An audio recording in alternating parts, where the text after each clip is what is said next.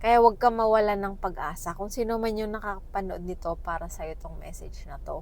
Ano yung mga signs na kukuha mo na o na sasakatuparan mo na yung mga minanifest mo?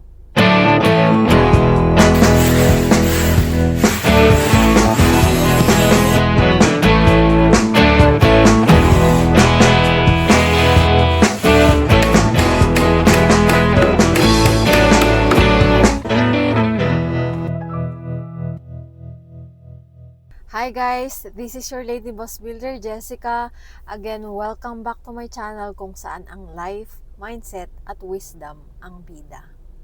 So guys, for today's video, ang pag-uusapan natin is kung ano yung mga signs na isa sa buhay o na kukuha mo na o na sasakatuparan mo na yung mga minanifest mo. Based sa experience ko,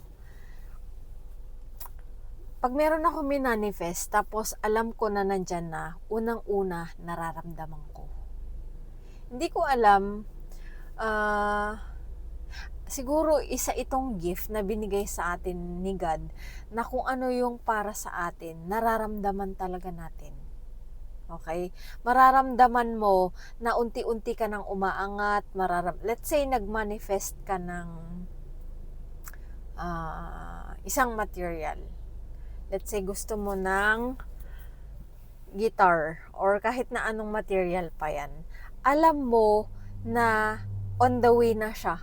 Alam mo na matatanggap mo yun. Nararamdaman mo. Pero, ang hindi mo alam kung kailan.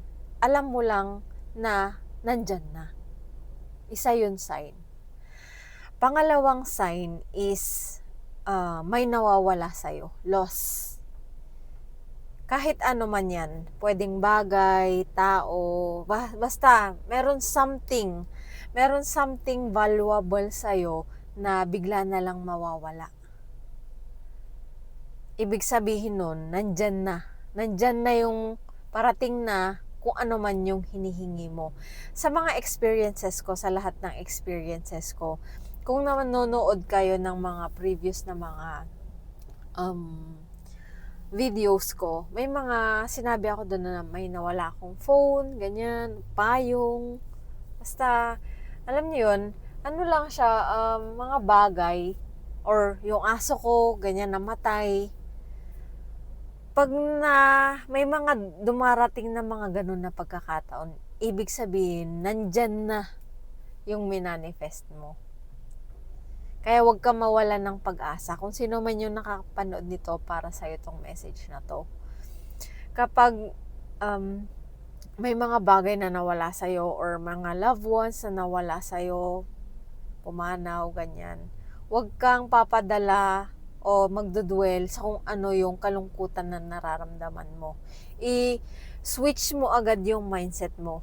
Isipin mo na kaya yun kinuha sa'yo kasi merong ibibigay sa'yo na malaki. Okay? Ano pa ba? Ano pa ba yung mga ibang signs na parating na o nandyan na yung minanifest mo? Bukod sa number 1, yun nga, nararamdaman mo. Pangalawa, may mga nawawala sa'yo. And pangatlo, sobrang dali. Pag meron kang, let's say, katulad niyan, nung time na naghahanap ako ng warehouse, nung una, alam ko na meron naka-align para sa akin. So, hindi ako todo hanap.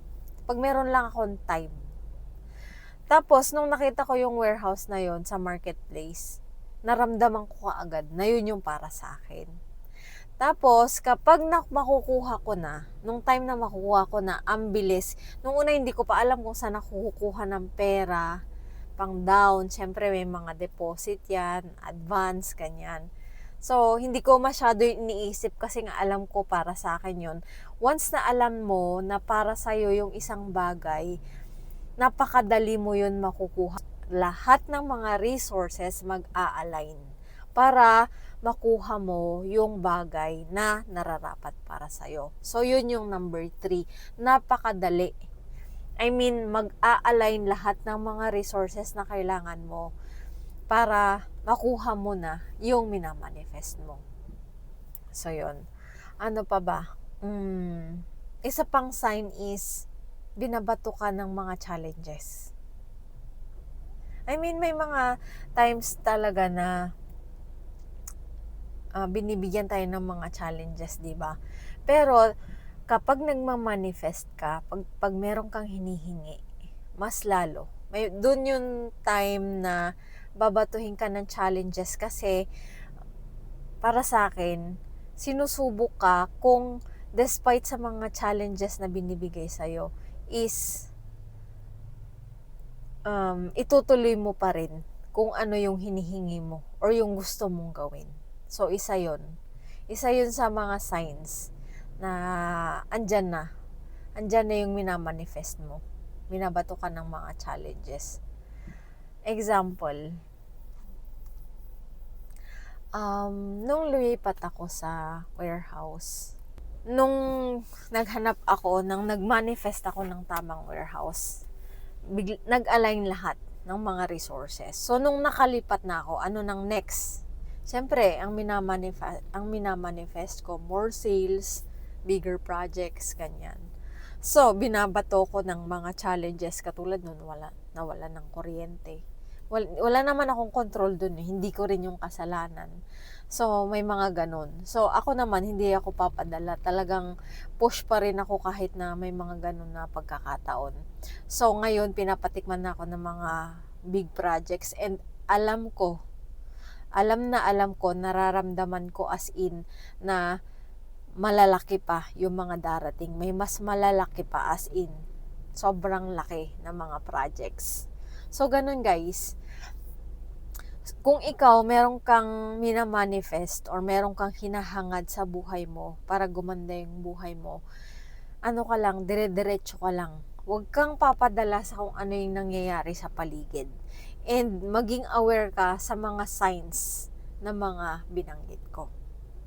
So yun guys, I hope nakatulong tong video na to sa inyo and I hope kung nakapagbigay man value sa inyo tong video na to, don't forget to like, share, and subscribe.